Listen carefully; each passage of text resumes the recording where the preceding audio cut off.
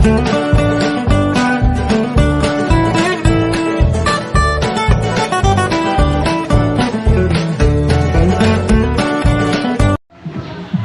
charity po ngayon sila tagaw sa Barangay San Joaquin. Ito po yung beneficiary namin ngayon.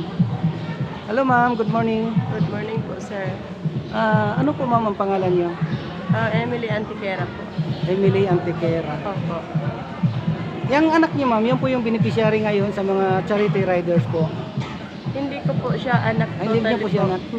Aki po siya, anak po siya ng pinsan ko. Yung mama niya namatay. Pagkatapos niya mga anak sa kanya.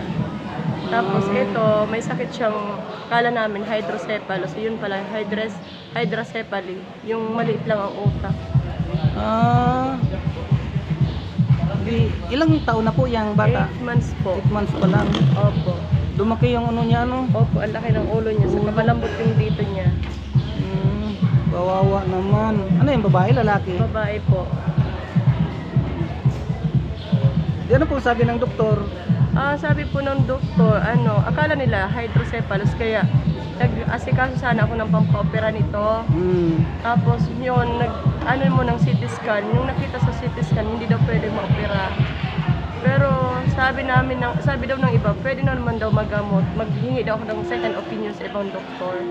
Kaya naisipan ko mag-ano ako sa Naga, kasi mayroon daw doon na neurologist naman daw na para matulungan siya.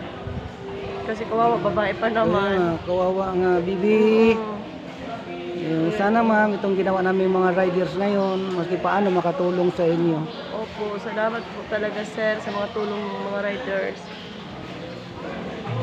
So, pagaling ka, bibi, ha? Thank you po sir. Thank you po sir, ha? Salamat po.